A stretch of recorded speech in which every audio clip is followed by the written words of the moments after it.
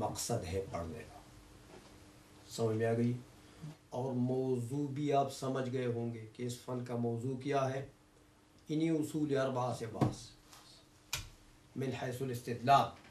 یاد رکھیں قرآن و حدیث سے بہت علوم میں بحث ہوتی ہے، لیکن یہاں جو بحث ہوگی من حیث الاستدلال.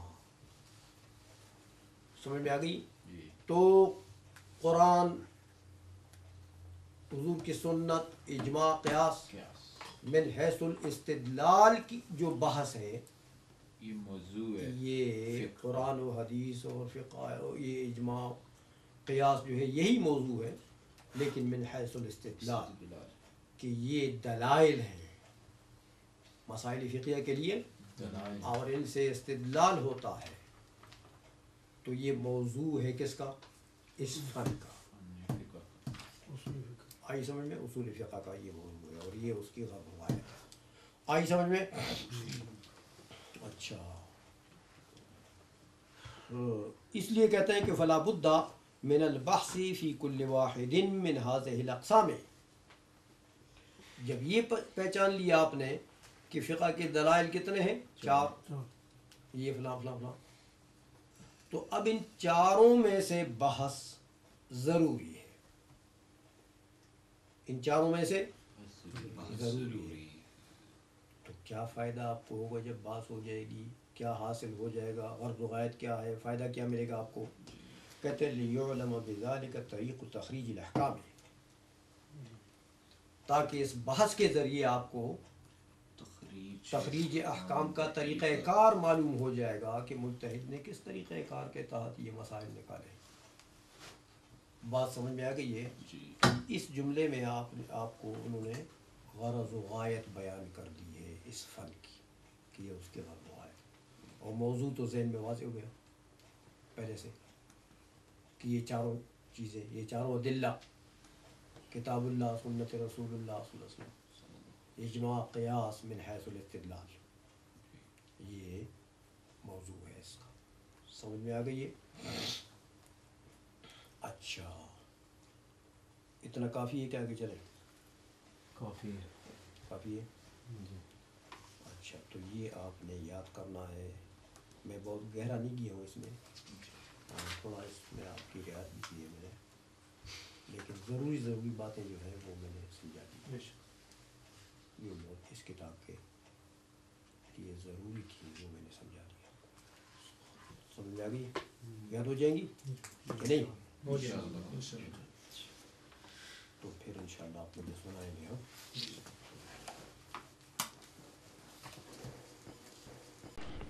بسم اللہ الرحمن الرحیم، اللہم صلی علی سیدنا محمد. اب یہ پہلے تو آپ اتنا پڑھ چکے کہ ان چاروں میں سے جو اصول ہیں 4 فقہ کے لیے، تو ان چاروں میں سے ہر ایک کی بحث ضروری ہے. بحث لغت میں کہتے ہیں تفتیش کو. کس کو؟ تفتیش.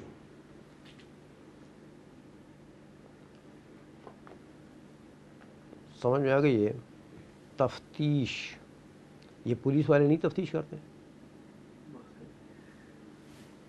یہ مجرم کو معلوم کرنے کے لیے تفتیش کرتے ہیں نا.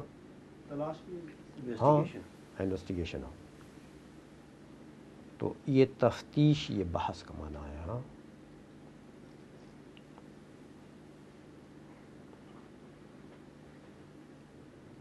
تو اب بحث ضروری ہے، یعنی ہر ایک کی تفتیش اور تحقیق ضروری ہے کہ گہرائی تک انسان پہنچے. تفتیش کے ذریعے سے گہرائی تک پہنچتا ہے نا انسان. صحیح مجرم جو ہے اس کو معلوم کر کے ہاتھ ڈال دیتے ہیں. یہی ہے، چاہے کتے کے ذریعے چاہے انسان کے ذریعے. لیکن وہ تفتیش کرتے ہیں، ہر آلے کو، ہر طریقہ کار کو وہ استعمال کرتے ہیں.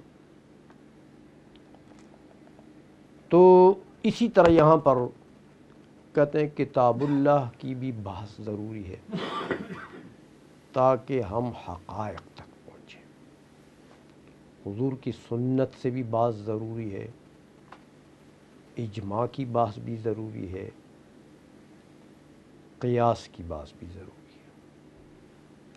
تو آپ کو اتنا پتہ لگ گیا ہے اجمالی طور پر کہ اس کتاب کے اندر 4 بحثیں ہیں بس۔ اس کتاب کے اندر کتاب اللہ کی بات ہے، حضور کی سنت کی بات ہے، اجماع اور قیاس کی بات ہے۔ اس لیے کہتے ہیں کہ البحث الاول، جب مباحث 4 ہیں تو پہلی بحث جو ہے، پہلی تحقیق، پہلی تفتیش جو ہے وہ فی کتاب اللہ تعالی۔ سمجھ میں آ گئی؟ البحث الاول فی کتاب اللہ تعالی۔ البحث الاول ترکیب میں کیا واقع ہے؟ صفت موصوف، پھر کیا بنے گا؟ صفت موصوف مل کے مبتدا، مبتدا۔ Very good. فی کتاب اللہ کیا بنے گا؟ کیسے خبر بنے گی؟ یہ فی 4 حرف جار اور کتاب اللہ یہ مل کر مجرور جار ہو جائے گا، اور اس طرح جار مجرور متعلق کتاب اللہ تعالی، اللہ اور تعالی کی کیا ترکیب ہے؟ اللہ اور تعالی کی کیا ترکیب ہے؟ لفظ اللہ جو ہے یہ موصوف بنے گا، اور تعالی جو ہے یہ جملہ فعلیہ خبریہ۔ غلط غلط۔ اللہ ویسے کتاب کا تو یہ مضاف الیہ بنتا ہے نا، وہ تو ٹھیک ہے، جی۔ لیکن تعالی اور اللہ کے درمیان کیا ترکیب ہے؟ تعالی جو ہے یہ فعل اور اللہ اس کا فاعل بنے گا، وہ تو ہوا ضمیر ہے اس کے اندر نا، جی اللہ نہیں بنتا اس کا فاعل، جی، وہ ہوا ضمیر ہے۔ جو راجع اللہ کی طرف، ہاں، تعالی یا تعالی، یہ تعالی ماضی کا صیغہ ہے جی تو اس کے اندر ہوا ضمیر ہے، وہ اس کا فاعل ہے، لیکن یہ پورا جملہ بن کے یہ پھر اللہ کے لیے کیا بنے گا؟ نو، شبہ فعل، جملہ فعل۔ شبہ فعل جو ہے وہ صفت کے صیغے بنتے ہیں، یہ یاد رکھیں۔ جو فعل ہوتا ہے وہ جملہ بنتا ہے۔ ہاں، حال ہے یہ، لفظ اللہ ذو الحال ہے، اور تعالی جملہ بتاویل مفرد بن کر صفت نہیں یہ، بنا سکتے، ہاں صفت نہیں بنا، نہیں، اس کی وجہ یہ ہے کہ اللہ معرفہ ہے، جی جی جملہ قوت نکرہ میں ہوتا ہے۔ جی جی جی یہ پڑھا ہے آپ نے جی جی، شرح جامی تک تو آپ نے کتابیں پڑھی ہے نا، تو جملہ معرفہ نہیں ہوتا، نہیں ہوتا، بالکل نہیں، جملہ قوت نکرہ میں ہوتا ہے، تو نکرہ معرفہ کے لیے صفت کبھی بھی نہیں بن سکتی ہے، کیا تعویل مفرد بنا کر، بتاویل مفرد بنا کر۔ تعویل مفرد کا مطلب یہ ہوتا ہے کہ جب جملہ تو ویسے مرکب تام ہے، آپ نے پڑھا ہے، جی جی جملہ فعلیہ ہو یا جو بھی خبریہ جملہ ہے تام، وہ مرکب تام ہے۔ جی اب مرکب تام جو ہے وہ تو حال بن نہیں سکتا، سمجھ میں آ گئی؟ جی کیونکہ اس میں تو پورا قصہ ہوتا ہے نا، وہ تو جملہ ہوتا ہے، تو حال تو ایک مفرد چیز ہوتی ہے۔ جی آپ کے احوال میں سے کوئی حال ہے وہ تو ایک مفرد بسیط چیز ہوتی ہے، اس لیے جملے کو بتاویل مفرد کرنا پڑے گا، سمجھ میں آ گئی؟ جی تو پھر یہ حال بنے گا۔ تو آپ نے جو فرمایا کہ کیونکہ جملہ فعلیہ خبریہ ہے تو یہ قوت نکرہ ہے، یعنی ہاں، قوت نکرہ میں ہے، تو یہ بتاویل مفرد ہوتا ہے، اس کو ہم صفت نہیں بنا سکتے بلکہ اس کو حال بنائیں گے۔ حال بن سکتا ہے، آپ نے پڑھا ہے کہ نکرہ حال بن سکتا ہے، لیکن نکرہ معرفے کے لیے صفت نہیں بن سکتا۔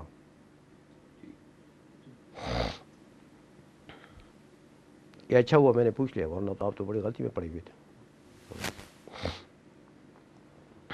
اچھا، تو پہلی بحث جو ہے یہ فی کتاب اللہ تعالی،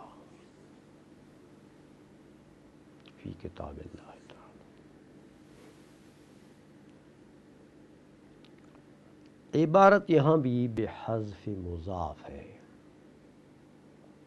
البحث الاول فی تفصیل کتاب اللہ تعالی،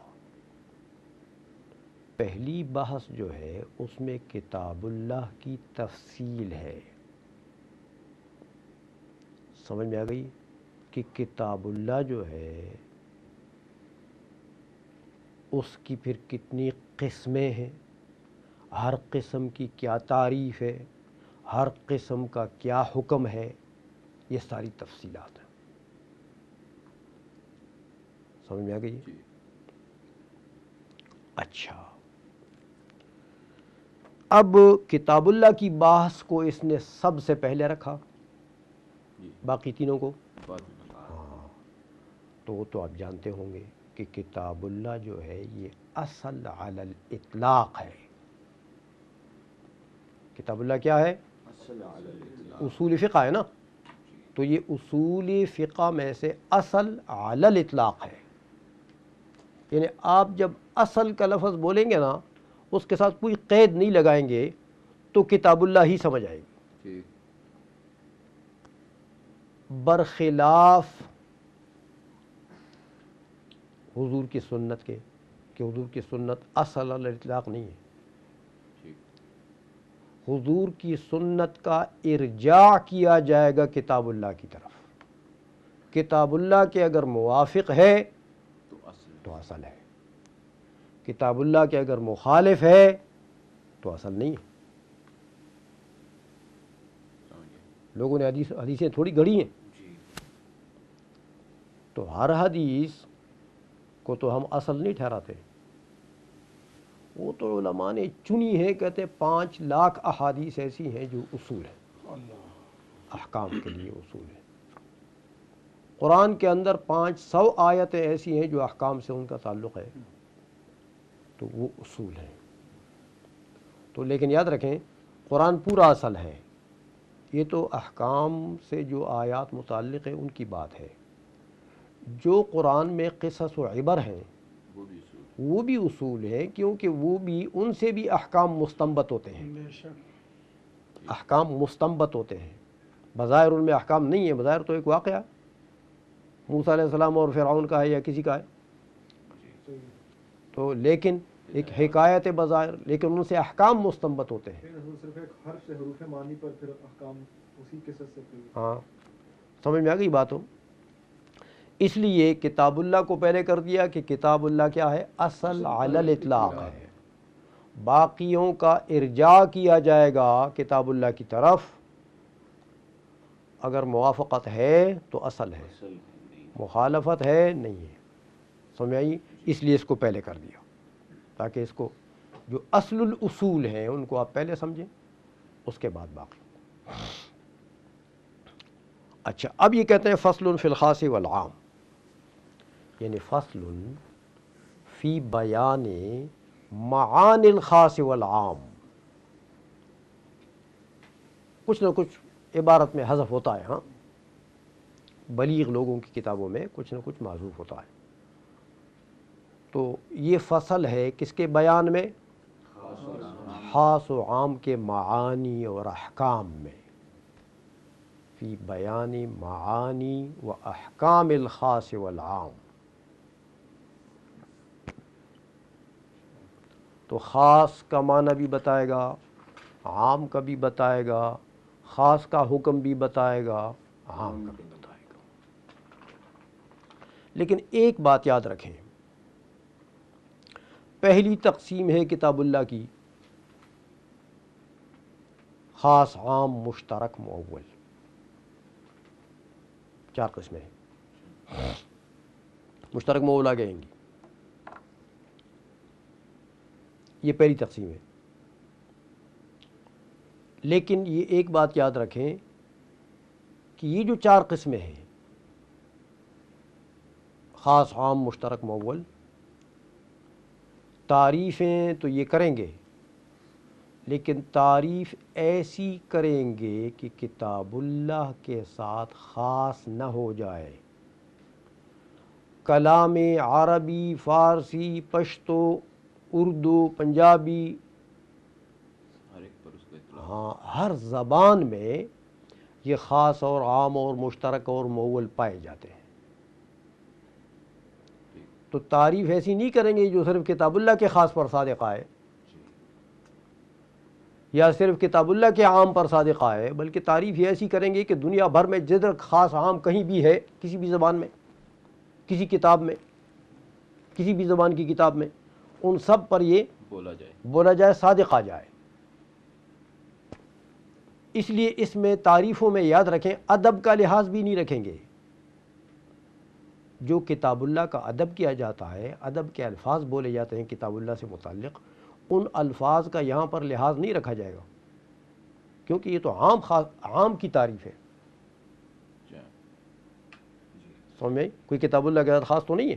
ہاں کتاب اللہ کا خاص بھی آ جائے گا اس میں، کتاب اللہ کا عام بھی آ جائے گا اس میں، لیکن ایسا نہیں کہ تعریف خاص کی ایسی کریں کہ خاص کو بالکل خاص کر دیں کتاب اللہ کے ساتھ، ایسا نہیں ہوگا.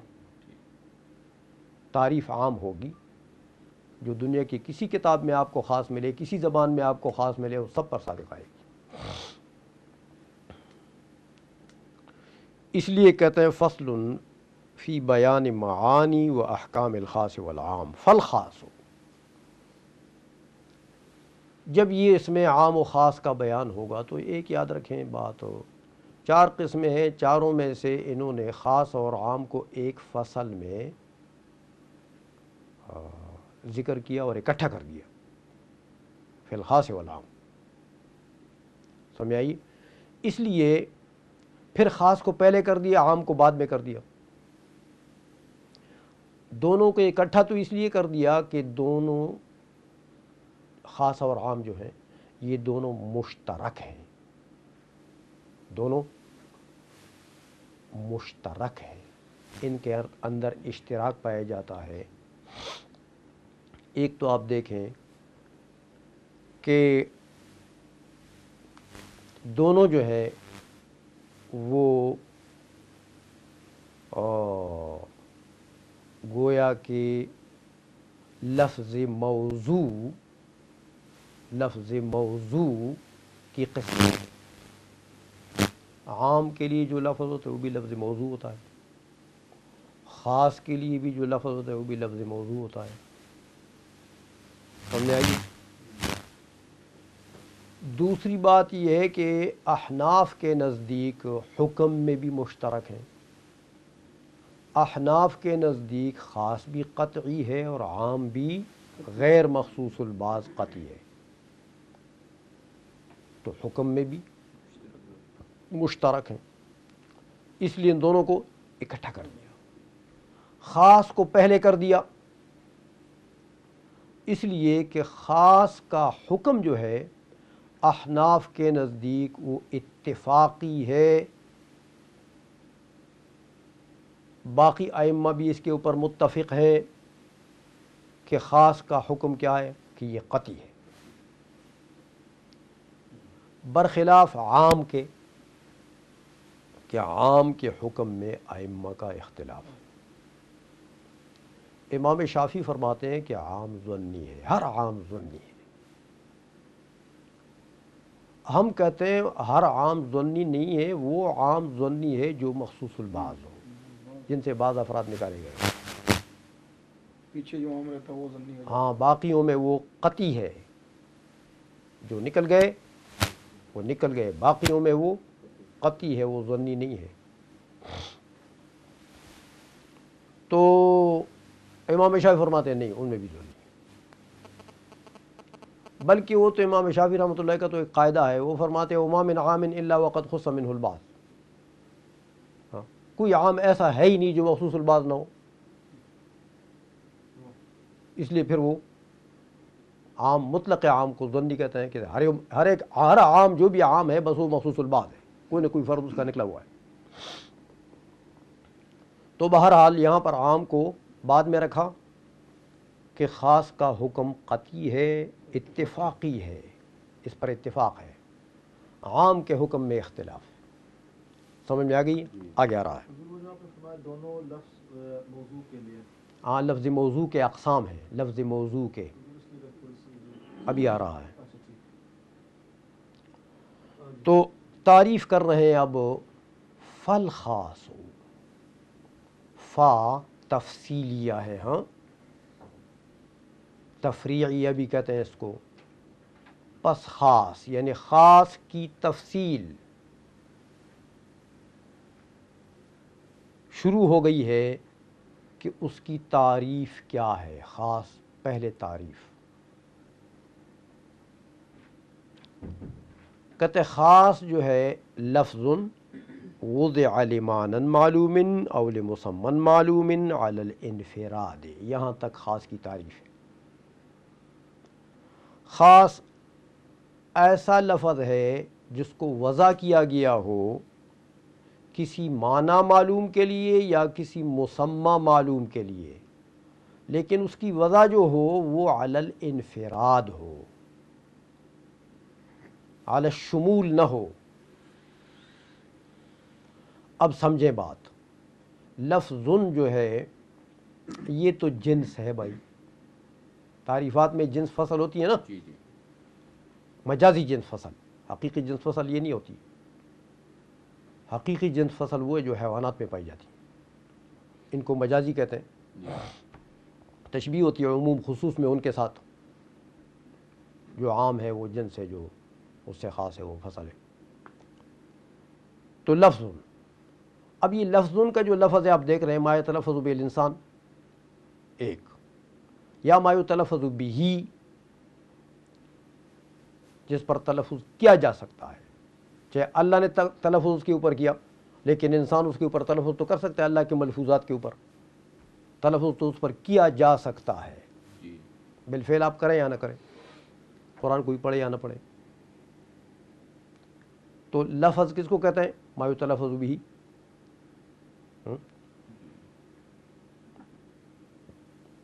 اب یہ خاص میں بھی پایا جاتا ہے، خاص بھی لفظ ہے، عام میں بھی پایا جاتا ہے، عام بھی لفظ ہے، مشترک میں بھی پایا جاتا ہے، وہ بھی لفظ ہے، مؤول میں بھی پایا جاتا ہے، وہ بھی لفظ ہے۔ لہذا یہ لفظ کیا ہوا؟ جنس۔ محمل بھی لفظ ہوتا ہے، موضوع بھی لفظ ہوتا ہے۔ جسقن کیا ہے؟ وہ لفظ ہے نا، ما یتلفظ به تو ہے نا جسق، لیکن اس کا کوئی معنی ہے؟ کسی معنی کے لیے وضع ہے؟ نہیں۔ سمجھ میں آ گئی ہے؟ تو یہ لفظ جو ہے یہ محمل کو بھی شامل ہے، موضوع کو بھی شامل ہے، خاص کو بھی شامل ہے، عام کو بھی شامل ہے، مشترک کو بھی شامل ہے، مؤول کو بھی شامل ہے۔ لہذا یہ جنس وضع لمعنى، وضع لمعنى، یہ پورا جملہ یہ دیکھیں اب صفت موصوف بن گیا،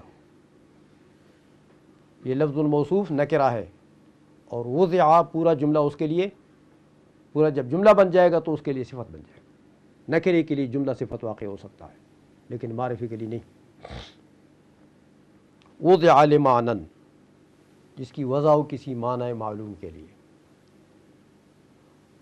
تو مطلب یہ ہوا کہ جو لفظ موضوع ہے جس کی کسی معنی معین معلوم معین کے لیے یا کسی مسمى معین کے لیے وضع ہو، تو لفظ موضوع ہو گیا نا، اس کی وضع ہو گئی نا۔ واضع نے وضع آپ پڑھ چکے ہیں کہ وضع کس کو کہتے ہیں؟ تخصیص اللفظ بالمعنی۔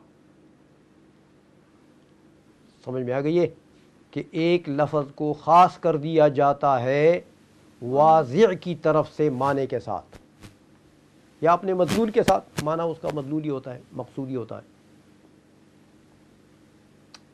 سمجھ میں آ گئی ہے؟ تو اب جو الفاظ موضوع نہیں ہے، محمل ہیں، وہ نکل گئے، وہ خاص نہیں ہو سکتے۔